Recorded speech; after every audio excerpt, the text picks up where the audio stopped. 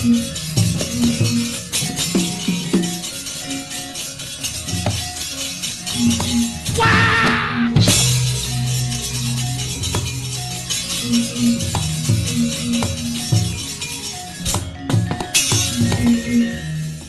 saderek sapake wani mbabati Wonomarto iki. Dendam darat dijarak pawongan sapa iki? Hei, pawongan, madhep.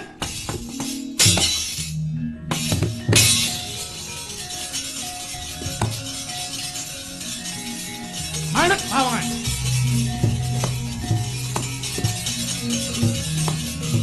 Madhep.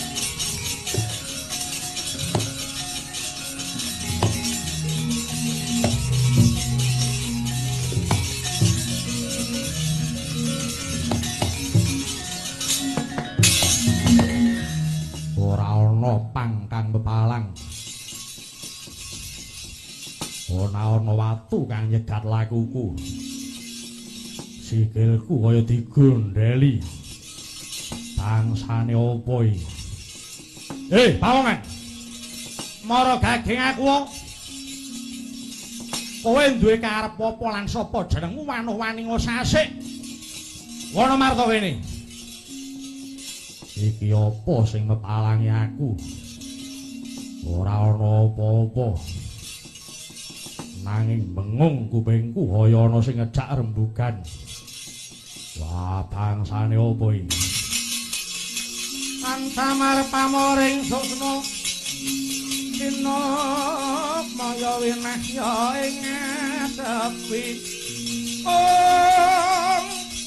sinimpen talanging kalbu pambukaning warana taralen saking liyep layap ing aluyut pindha pesating supena sumusuk ing rasa jati eling-eling Dian Bratasena wis 17 taun mapan ana ing bungkus nadyan kahanan wujud lair bungkus ning sejatine Dian Bratasena nindakake olah puja lan olah brata manteng pangestine satemah nadyan cat katon cat ora bumelinging karna satemah bisa tata janma lan para jin mangkono ki dadi pengendikane ing garasang wisating awan molat siri langening marga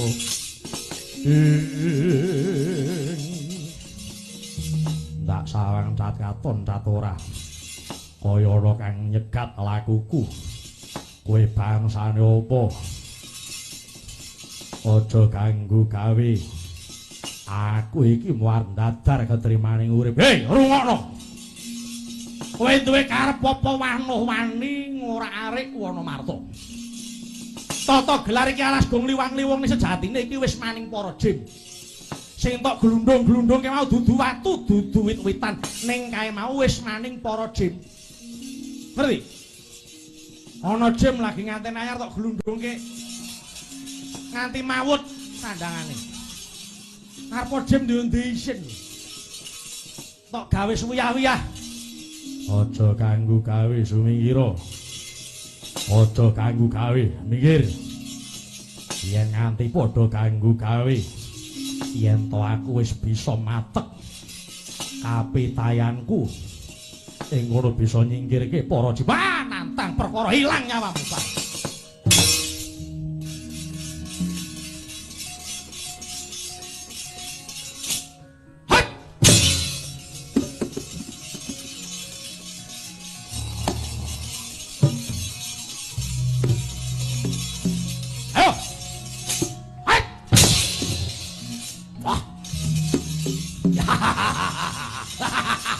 ora ketok.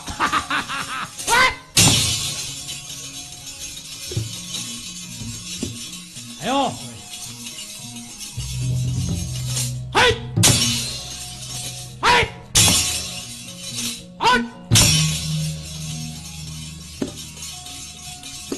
Ayo, kowe. Ayo. Arep opo kowe? Ayo. Ayo. Oh. Ah! Wah.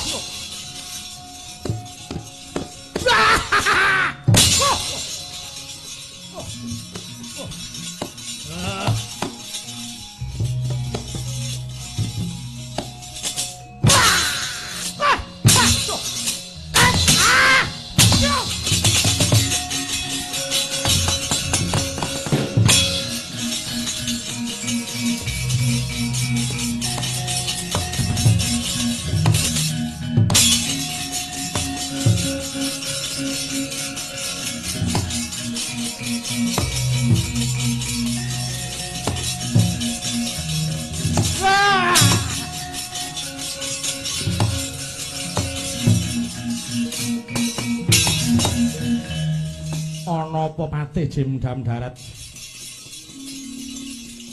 Tiba kalenggak ya ene apa? Padha atur ning Raden Jim Suparto. Menika wonten pawongan ingkang salah damel. Wanuh-wani ngora-arik papan wismanipun para Jim. Sampun kula trenggulangi nyatanipun. Pawongan menika anggadhahi keluwihan. Iya menika saged maspaosaken lampahing para Jim nadyan boten pono. Pawongan saha ngendi? Namipun Bratasena. Kang mangkono sumingkira tumuli bakal tak tibani jemparing wuluh gading kareben bisa ngrasake kasektening para Jim dina iki.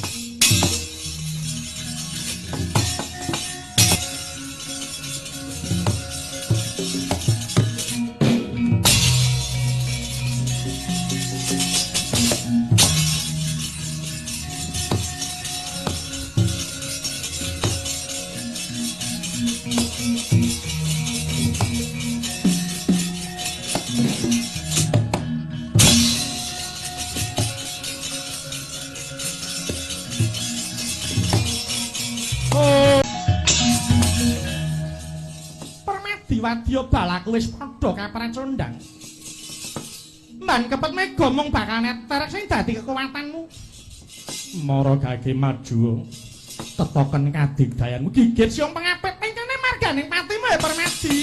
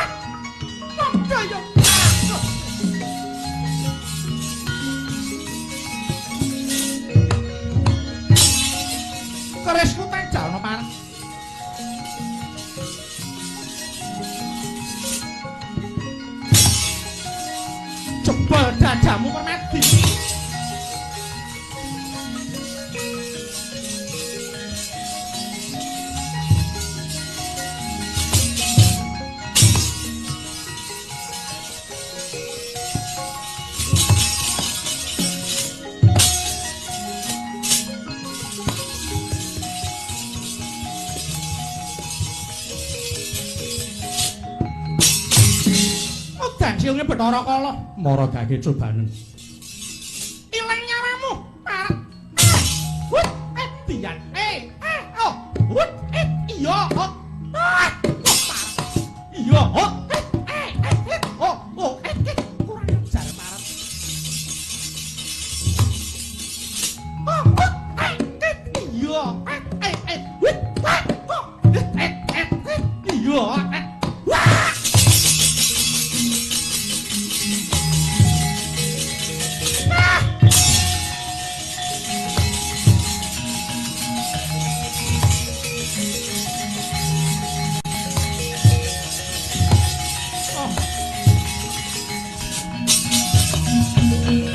Matur nuwun Raden. Dene paduka sampun saged nyambung gesang kula sak kulawarga. Ya Demangi Jarapa. Iki wis dadi kewajibane menungsa tumitah ana ing alam donya kudu tansah tulung tinulung tumrap marang sepepadaning urip. Ing atase aku iki dikudang dadi satriya. Ana wong kang ngringkih ingkang ngrasane kapulasa rewa dene Permadi mung meneng wae. Tegese aku satriya sing wis picak bebudenku. Ayo Demangi Jarapa tak kanthi semene sawetara. Monggo Raden.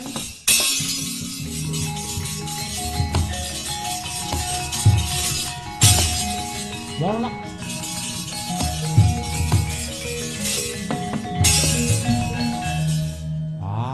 Wis mati dengan sukses. Lah iku ana wong desa nek peng-pengan kuwi. Ing atase ngaku wong desa ning oleh trampil nggawa gaman wah mejanani wong bali nyange Kacakra matur karo sinuwun wae.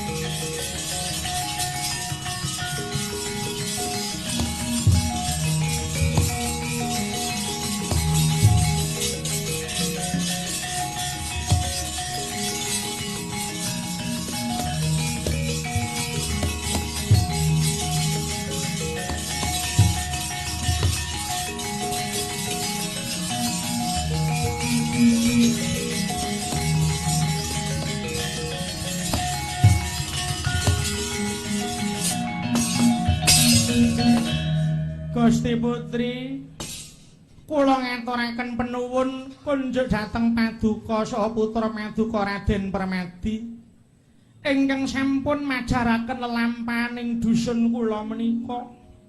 Iya Kiai. Dilalah aku lan anak-anakku utamaning Bratasena lan Permadi mrepeki marang sira Kiai Jrapa. Inggih Paduka malah dereng sare. Iya. Wis dadi pakulinanku olehku sare sawise sujud marang Pangeraning Wanciling Sirwengi Kiai. Kejaba saka kuwi muga ana keparengmu ya Kiai. Kewajibanmu marang Prabu Baka ndak pundhut. Kewajiban ingkang menapa? Karben babar pisan olehmu dadi wong becik tak jaluk kowe aja goroh. Kowe aja selak sekabeh kang tok kandhake marang anak rabimu mau. Aku lan anakku Bratasena wis ngerti kabeh Kiai. Sebab nalika sira sabet jagong karo kulawargamu aku ngrungokke ana sak wetaning gedhek Kiai Jrapa. Mula kowe aja selak mengko mundhak nyuda ganjaranmu saka pangeran kang bakal sira tampa. Aduh Gusti. Kula nyuwun pangapunten dene anggen kula pirembagan kala mau. Hangganggu anggen Paduka sare. Ijrapa. Sak temene kang ora weruh kahanan kuwi malah aku lan anak-anakku. Ing ngatasé kowe dhewe lagi ketaman ribet ning kena ngapa dene aku nyaru wis nginep ana wis mamu satemah mimbu ya boting pikirmu sak kulawarga. Menika estunipun dawah kok sok wangsul. Inggih kanthi Paduka saha para putra kastu lenggah wonten sudung kula malah saged ndadosaken pajaring manah kula Gusti. Yen mung padhang pikirmu mongko durung tentrem atimu tak kira ora ana gunane. Mongko tentreming pikirmu lan kewajibanmu kuwi mau wis tok lunasi. Mula kang mangkono bab lunasing kewajibanmu mau tak jaluk. Aku kang bakal saguh nglunasi Jrapa. Nuwun sewu. Bab kewajiban kula kalian Prabu Baka menika perkawis kula. Aku ora maido pancen ya mengkono kuwi tata kramane wong didayai. Ning sira tak elingake nalika kowe nampa tekaku sira wis matur dhewe.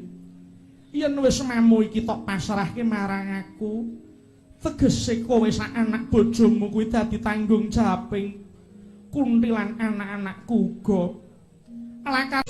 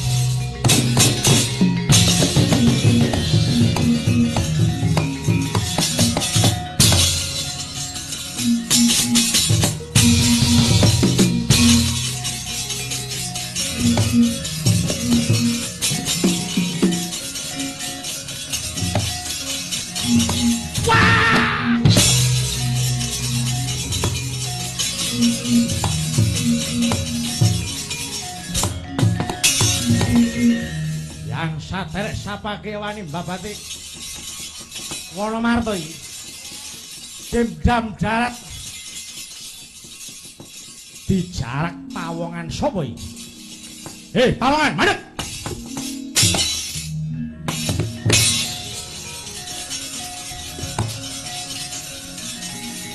Mandeg pawongan.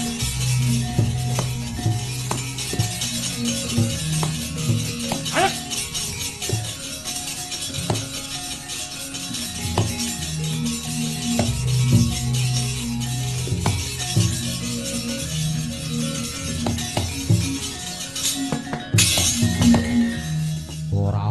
Pangkang pepalang ana watu kang nyegat lakuku sikilku kaya digondheli bangsane opo iki pawongan mara gaging aku kowe duwe karep apa lan sapa jenengmu wanuh-wani ngosasik Wonomarto kene iki apa sing mepalangi aku ora ana apa-apa nanging bengung kupingku kaya ana sing ngejak rembugan wah bangsane apa iki antamar pamoring susna dina maya winah ya ing sepi sinimpen talang ing kalbu pambukaning warana taralin saking liyep layaping aluyut pindha pesating semana sumusuk ing rasa jati eling-eling Dian Bratasena wis 17 taun mapan ana ing bungkus nadyan kahanan wujud lair bungkus ning sejatine Dian Bratasena nindakake olah puja lan olah brata manteng pangestine satemah nadyan cat katon cat ora dumelinging karna satemah bisa tata janma lan para jim mangkono ki dadi pengendikane enggar sang wisating awan molat siri langening marga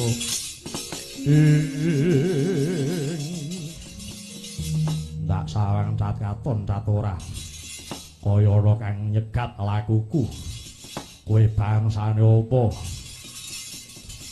aja ganggu gawe aku iki muar dadar ketrimaning urip hei rungokno kowe duwe karep apa wanuh-wani ora arek Wonomarto tata gelar iki alas gong liwang-liwung sejatine iki wis maning para jim sing tok glundung-glundung ke mau dudu watu dudu wit-witan ning kae mau wis maning para jim ngerti ana jim lagi nganten anyar tok glundungke nganti mawut sandangane arep jim ndi isin tok gawe suwiyah-wiyah aja kanggo gawe sumingira aja kanggo gawe mikir yen nganti padha kanggo gawe yen to aku wis bisa matek kapitayanku ing ngono bisa nyingkirke para jiwa nantang perkara ilang nyawamu Pak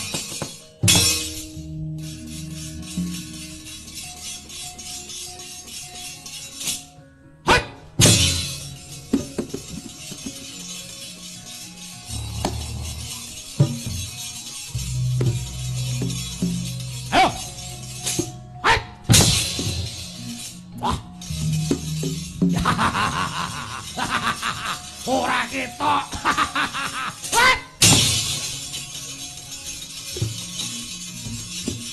Ayo. Hai.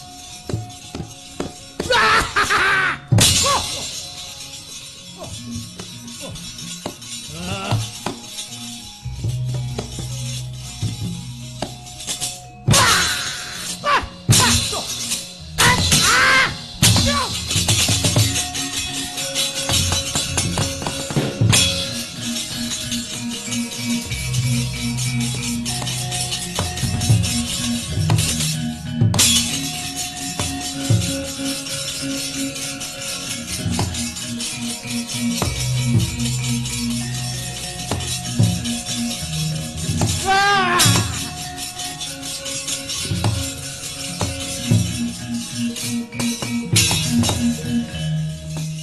apa patih jimdam darat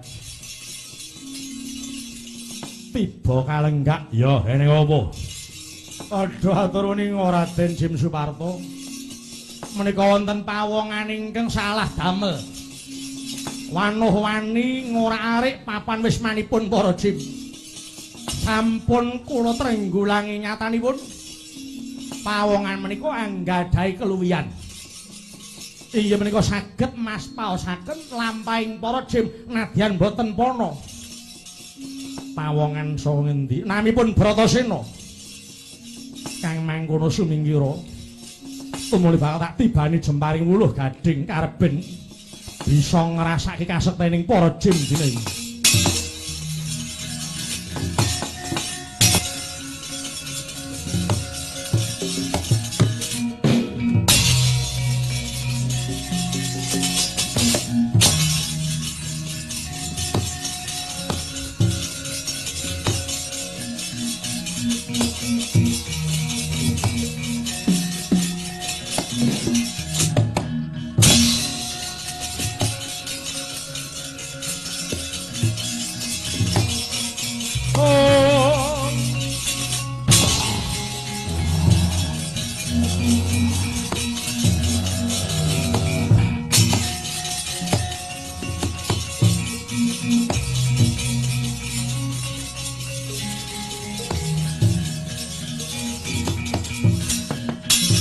Suram dewang ora kingking lir manguswa kang layon dinya ilang memanise latananira layong kumbal kucem arah nyemaratani ora wae rasane ana sing tumancep ana pupuku yatane tak grayang ora ana mangsa bisa nyumurupana iki minangka dadi paukumanmu wanuh-wani ngrusak ing dudu darbekmu ing kene mbok menawa iki dadi jalaran nyawamu muncak saka ragamu ing kene amimbu dadi panganing para jemus rasakna Bratasena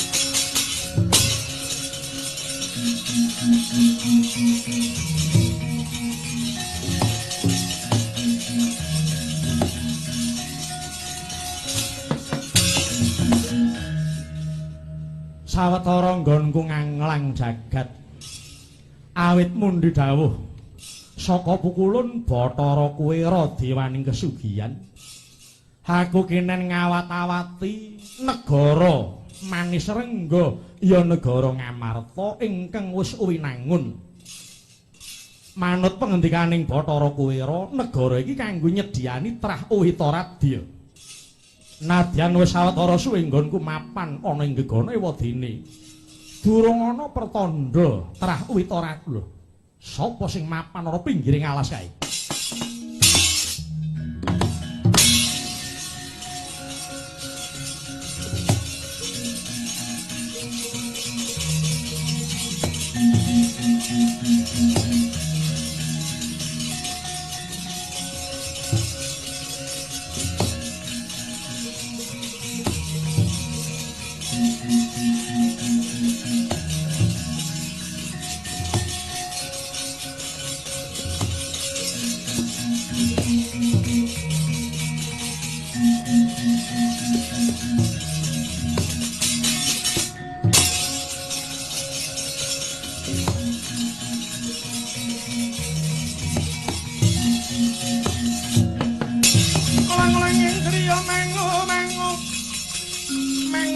kanduhan remang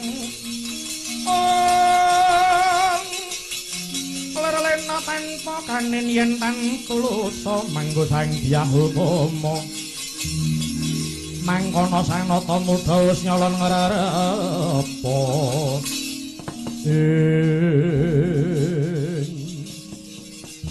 bareng aku nganglang ana sanduring ana Marta teka pinggir alas ana satriya ingkang nyedhaki ungganing wana Marta mengko to kisana mara gaging aku sapa kang dadi kekasihmu lan saka ngendi pinangkamu inggih penemban mugi katepangna kula wingking saking pertapan Saptawarga dene ingkang Sudyamastani nami kula pun Puntadewa inggih penemban aku kadang ingkang panengah Permadi kang dadi kekasihku Raden Permadi inggih penemban aku kadang kang sumendhe aku pinten aku tangsih penemban paduka menika sinten penemban ya Raden Puntadewa katepangna wae aku iki sejatine Gandharwa sing wis kamanungsan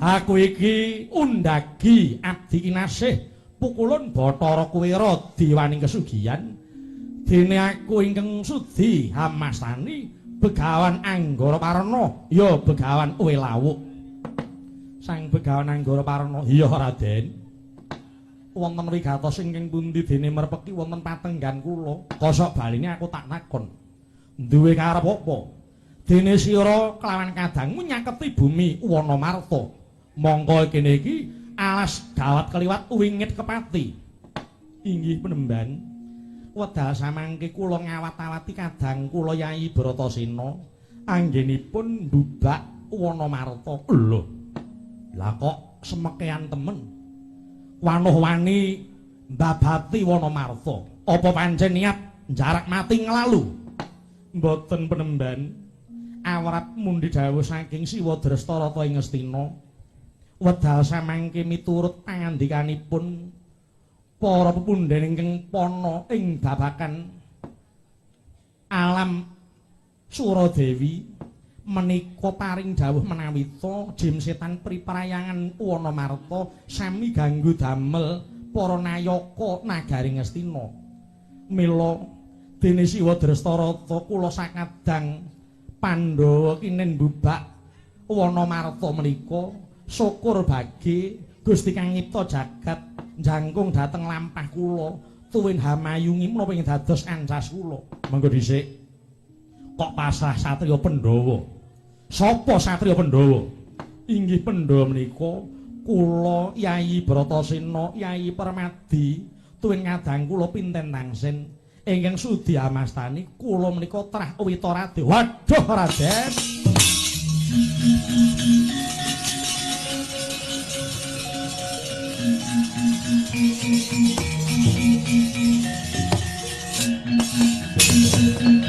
nyuwun pangapunten Raden dene kula wanuh-wani nungkak krama mboten basa kaliyan paduka Raden inggih mboten dados menapa penemban monggo keparenga njabel basa paduka mindak rekaos gesang kula sampun dados pakulinan kula penemban kula menika namung kepengin ngaosi dhateng sak pepadaning titah inggih ngaten Raden sejatosipun kula menika kautus pukulun Bathara Kuwera diwani kesugihan ngupadi satriya trah Witaradya sinebat para Pandhawa tumuli kadawan menapa penemban inggih awit mugi kawuningan wana Marta menika tata gelar wujud alas gung liwang-liwung namung sejatosipun menika mujudaken negari ageng inggih menika negari Manis Rengga nalika semanten ingkang kepareng asta songsong agung inggih menika Prabu Nagapustaka saksurutipun Prabu Nagapustaka Manis Rengga dipun regem rajaning Jim inggih menika Prabu Jim Yudhistira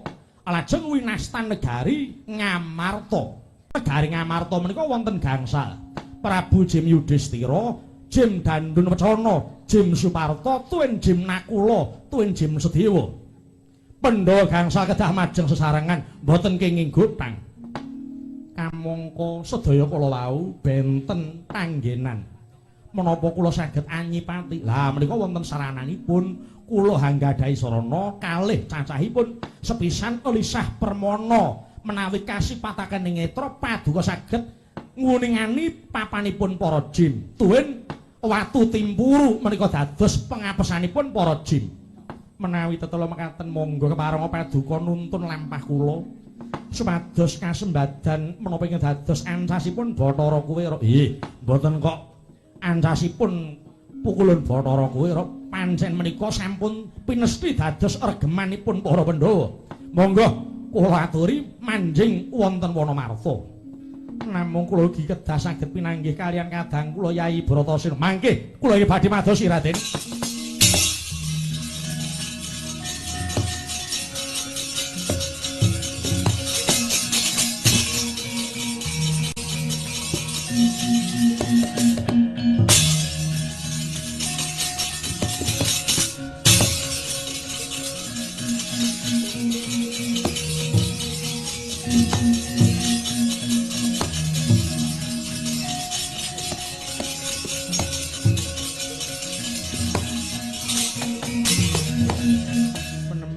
Kados pundi?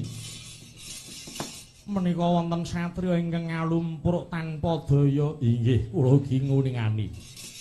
Menawi mboten sisip menika kadang kula Yai Bratasena. Menika wonten menapa penemban? Lah, ngaten Raden. Ketingalipun Raden Bratasena menika wani namung kirang teliti. Tetela wonten daya ingkang hangganggu damel dhateng raganipun Raden Bratasena. Nadyan paduka nguningani saranduning awak menika boten tatu namung sejatosipun wonten jemparing ingkang tumancep wonten wentesipun pusakanipun Jim Suparto nama jemparing wuluh gading. Kados pundi prayogining lampah kula ingkang badhe mbudidaya murih Raden Bratasena saged waluya jati temah nirmala. Awit asmanipun Gusti kang nyipta jagat nadyan tanpa Elisah Permana Raden Bratasena kula suwun saged nguningani papan dununging para jin.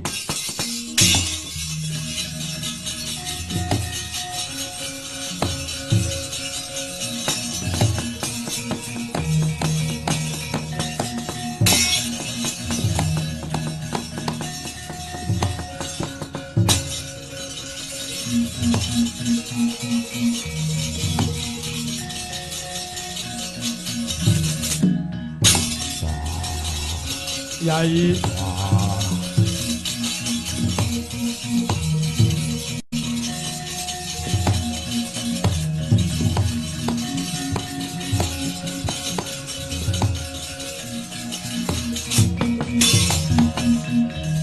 banget panarimaku mbarep kakangku wis bisa mulihke otot bayuku satemah tinemono jemparing sing tumancep bareng aku nyawang tinemune iki ana pendhapa kang magrong-magrong ing pengarepanku. Yai Bratasena kabeh kuwi mau awit saka pitulunganing Gusti kang nyipta jagat lumantar Begawan Anggara Parna. Parna sapa? Begawan Anggara Parna ya sing mapan ana mburiku iki minangka dadi abdi kinasih pukulun Bathara Kuwira dewaning kesugihan. Wah, iya. Aku ngaturke panuwun karo kowe Parna. Nggih, Raden. Duwe karep apa? Lah kok agan nambani Bratasena. Ngerti ya, Di. Ora sisip apa kang dadi kandhamu, pancen sejatine Wanamarta iki wujud negara gedhe. Manut pengendikaning Begawan Anggara Parna, iki dawuh saka pukulun Bathara Kuwira. Praja Ngamarta minangka dadi pepancening para Pandhawa mung kepiye oleh Pandhawa bakal ngudi. Nadyan wis dipanceni nanging yen to oleh ngudi iki mung kanggo srana wae, mung kanggo patut-patut tegese pesthi kuwi mau bisa minggok utawa bisa luput. Nadyan mung kari ngemplok sega sapuluhan lamun durung pinesti ing kono bisa gagal wigar Bratasena. Iya, banjur kepiye pambudidayane? Kudu bebarengan maju bareng Pandhawa 5. Awit anung-anunging jim uga cacah ana 5. Ya, aku wis bisa nyipati lakune para jim. Banjur to dewa kepiye? Kula ingkang badhe atur srana. Kados satur kula dhateng Ngraka Puntadewa. Tumuli badhe kula sipataken lisah pramana supados saged nyumurupi lampahing para jim. Tuwin kula badhe ngaturi watu timpuru minangka dados pengapesanipun para jim. Sasampunipun mekaten monggo keparenga paduka mlebet kedhaton kula ing badhe ngamping-ngampingi ya sendika menemban.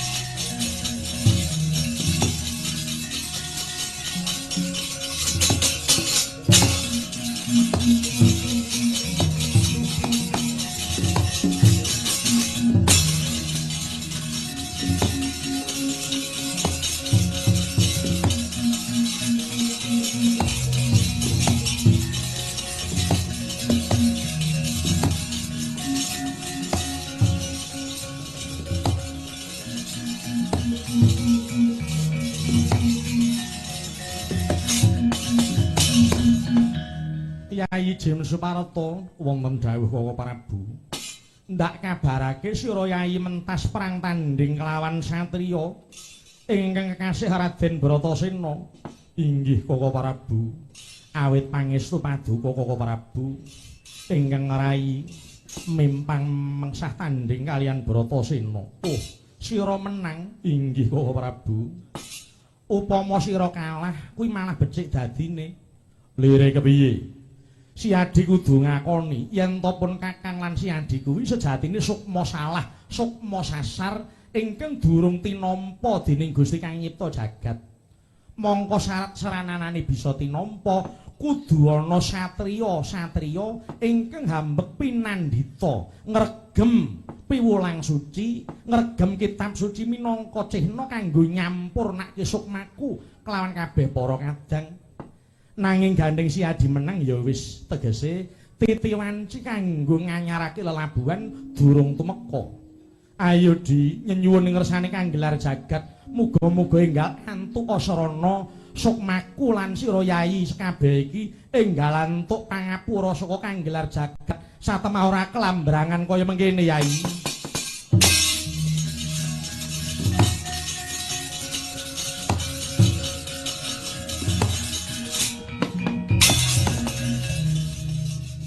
Pate Jim Damdar. Nggih, kepareng kula matur ana apa?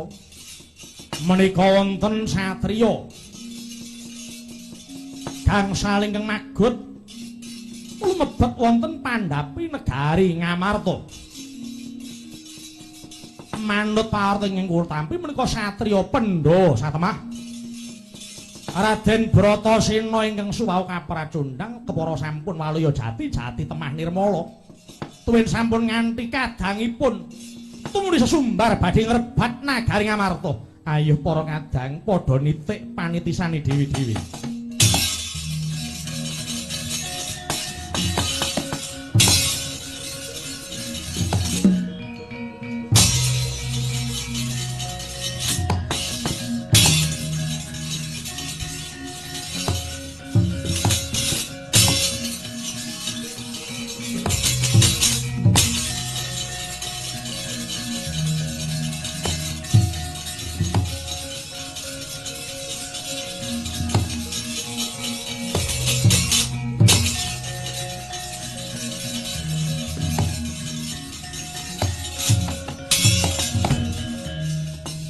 Satria ingkang magut ing ayudha sira iku sapa? Permadi kang dadi kekasihku bali takon. Ingsun Jim Sumarto. ana parigawe apa entuk ora entuk praja Ngamarta tak jaluk bareng kelawan pecahing dada waton bisa ngasorake kridane Jim Suparta ing kono kasembadan mara maju dina iki.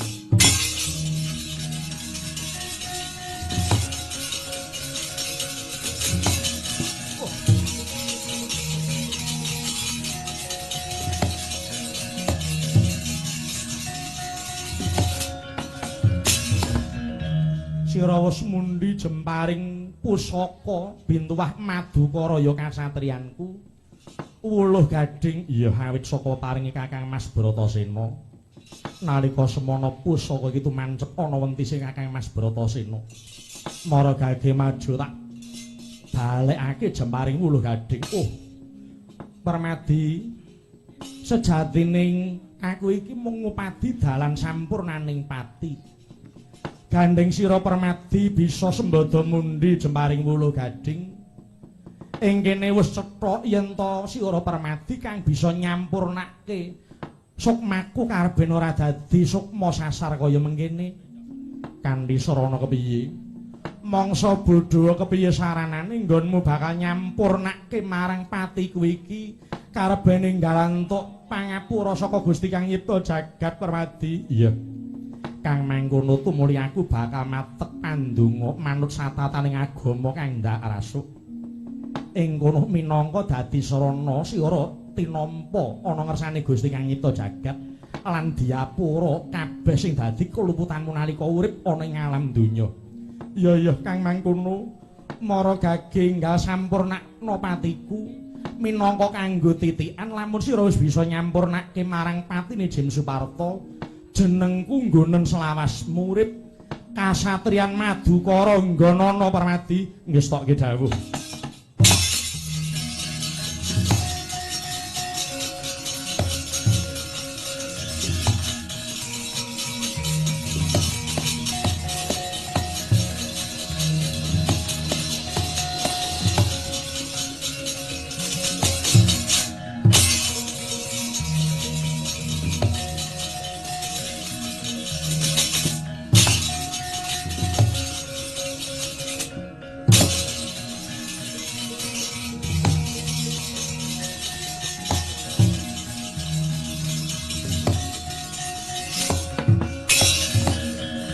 Ana pawongan kembar methuke marangku kowe iki sapa? Aku pinten? Aku tansah bali takon kowe sapa? Aku Jim Nekula, aku Jim Sediwa. Duwe karep apa methuke marang aku? Iya. Ing kene aku wis bisa nyumurupi ora beda kadangku Kakang Jim Suparta. Aku kelawan kadangku iki sejatine sukma salah. Sukma ingkang durung tinampa ing ngersane Gusti Kang Nyipta jagat. Mongko ndak wawas nitik saka blegermu, nitik saka kedaling alusing pengendikamu lan tulusing ati.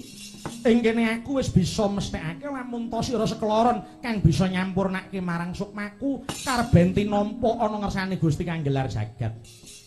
Mula mangsa bodho nggonmu nyampurnake marang patiku, ya ora beda kadangku Kakang Mas Permadi.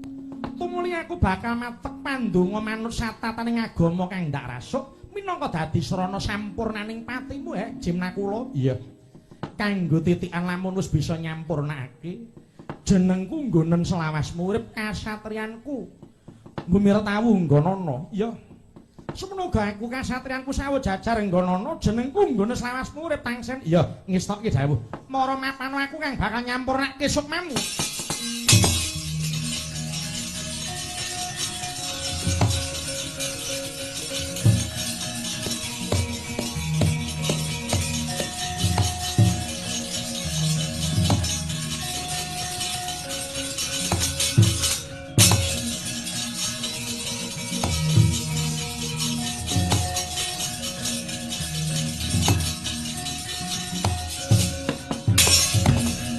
Bratasena.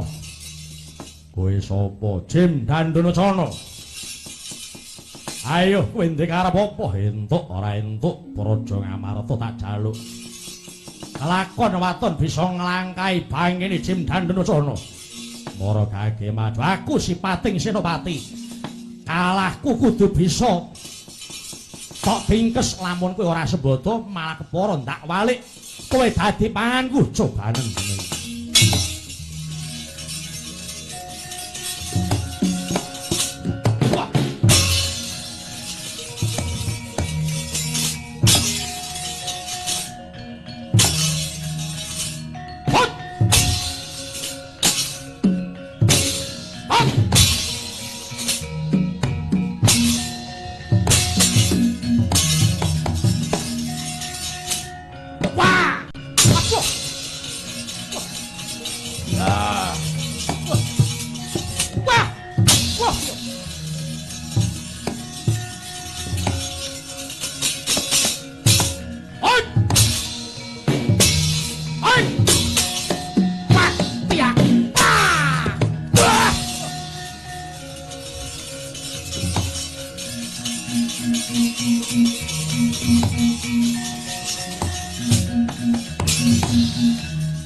Tinemune kowe wis nggawa pengapesaning para jin. Wujud watu timbur. Iya. Ayo maju wis, aku wis tobat. Sejatine aku ngupadi pawongan kang bisa nyampurnakke patiku. Karepmu kepiye?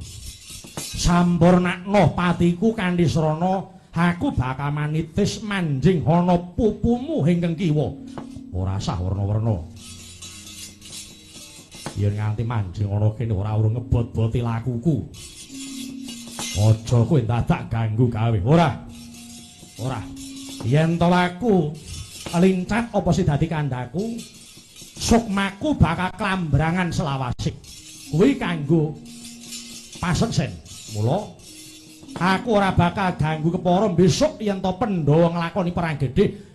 Luwung aku bakal sabiyantu. Kena tak gugu kandhap. Yo, seksena ana kandhak kuwi. Minangka cihna tok tampa pasuwitanku. Kasatriyan unggul pawenang nggonana jenengku nggone Slawas Murid. Mara kene manjing ana pupuku kiwa.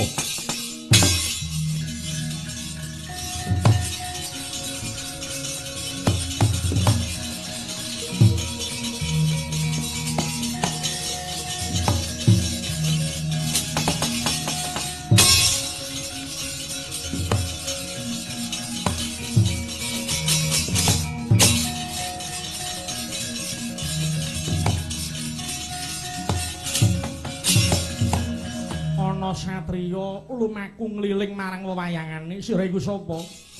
Puntadewa kekasihku bali takon Prabu Jem Yudhistira. Duwe karep apa bakal njaluk Praja Ngamarta? Yen pancen mengkono para gage seblakno dadamu tak coba kekuatanmu. Yen dadak nganggo parang ya wis ora sida wae.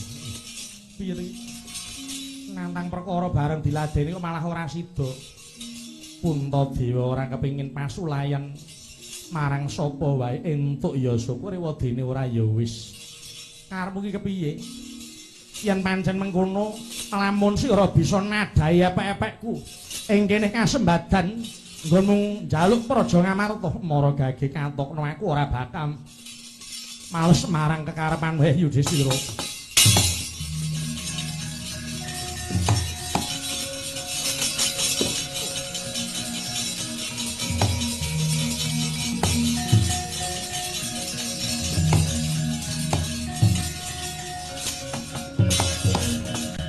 Sira nggawa apa jamus kelima sada iki minangka kanggo gegebengane wong ngawurip ana ing Madyapada. Lamun sapa wae wis pana marang isining jamus kelima sada iki tetela ora bakal numbuk bentus kang dadi lakune lan ingkang gething manjinga dadi sedulur ingkang arah pati tukula welas asih satemah bisa sesandingan. Oh ya Puntadewa. Yen to pancen mengkono wis kena kanggo titikan, lamun to sejatine mung sira Puntadewa ingkang bisa nyampurnake marang sukmaku iki. Aku ngurmangsani sukma sasar sukma salah. Lan aku ora bakal kekilapan. Jamus kelima sada iki pusaka kadewatan kang nalika semana dipuja dening Pukulun Bathara Guru dadi Narendra Manis Rengga Prabu Naga Pustaka. Mongko sejatine kelima sada kuwi ngupadi papan panggonan sapa kang kuat mundi. Gandeng sira Puntadewa tegese wis pinesti Praja Ngamarta bakal tak pasrahke marang sira Raden Puntadewa. Jenengku nggonen selawas murid. Sewanci-wanci sira besok kawisuda dadi ratu ing Ngamarta jejuluka Prabu Puntadewa ya Prabu Yudhistira. Ya ndak estokke dawuhmu. Tumuli mapan aku bakal maca isining kitab suci minangka kanggo cehna nyampurnake marang sukmamu Prabu Jim Yudhistira. Iya, aku ngaturke penuwun enggal sengkakna kareben aku antuk pangapura saka Gusti Kang nyipta jagat Puntadewa.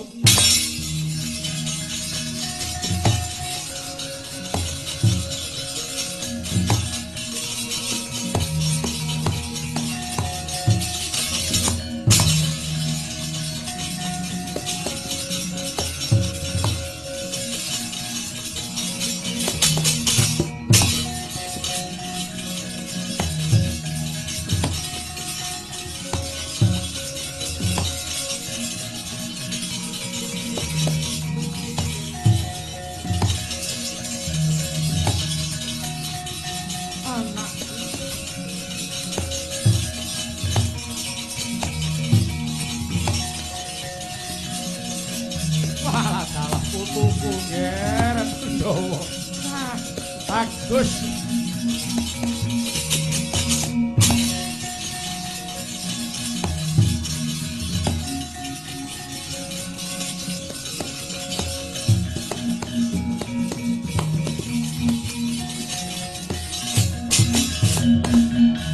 Menika Kanjeng Ibu ingkang sumusa, iya Puntadewa.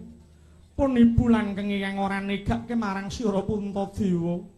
Mula ngantipun ibu sumusul ana ing Wanamarta. Iya. Nalika pun Hyang Prapta ana tepining Wanamarta dipapak Begawan Anggara Parna, jare iki sumitramu Puntadewa. Inggih, Eyang. Tetela leres menapa dados dawuh Maduka. Kepara Begawan Anggara Parna ingkang ngrancakaken gegayuhanipun para Pandhawa satemah saged nyampurnaken sukmanipun para jim ingkang mapan wonten Wanamarta. Manut pengendikane Begawan Anggara Parna jare iki negara gedhe. Inggih Penemban. Begawan Anggara Parna wonten dawuh negara gedhe kang aran Praja Ngamarta isih ana alaming para jim. Mongko putu-putu kuwi menungsa lho. Lah terus kepiye oleh arep lenggah dampar kencana Ngamarta? Monggo keparenga seni mugi Gusti ngudaneni negari Ngamarta ing alaming jim badhe kula walik wonten alaming kamanungsan. Sedaya para jim setan priprayangan sageta sumilak saking papan mriki ingkang tumindakipun sae dadosa kamanungsan minangka kawula negari Ngamarta.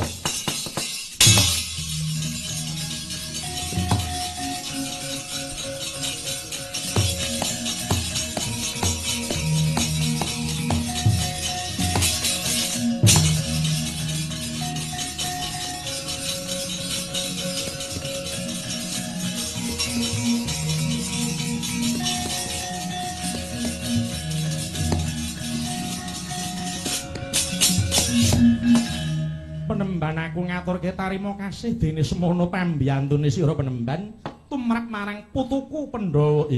Menika kula namung nyendikani dawuh saking Pukulun Bathara Kuwera.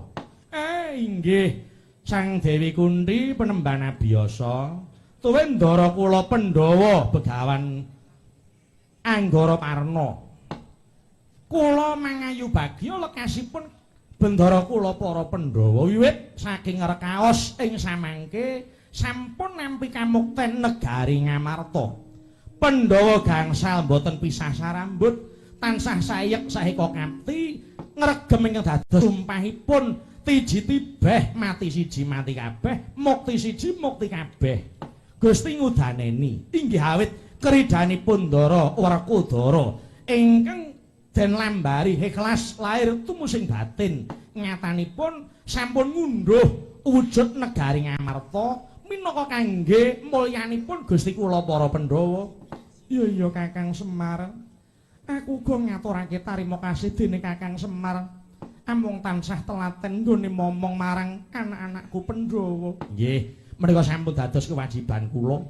Lekasipun Gusti kula para Pandhawa menika kadidene lekasipun para pepundhen kula ingkang lenggah wonten Kementerian Dalam Negeri Republik Indonesia saha ingkang lenggah wonten Balai Kota Semarang kekalipun tansah gandeng tangan menggalih dhateng panguripaning para kawula dasih lumantar budaya kanthi menika lumantar budaya utaminipun ringgit purwa sageta dados sarana manunggaling para Baraya Agung sak Nuswantara negari kita ingkang kita tresnani satemah boten wonten ingkang ganggu damel dhateng kamardikaning negari boten wonten ingkang ganggu damel dhateng Pancasila boten wonten ingkang ganggu damel dhateng Bhinneka Tunggal Ika sedaya tetep manunggal lair tumusing batos satemah mahanani Nuswantara ayem tentrem nikmat mupangat jumbuh ingkang ginayu sembada ingkang jinangka tinebihna saking Durga Sengkala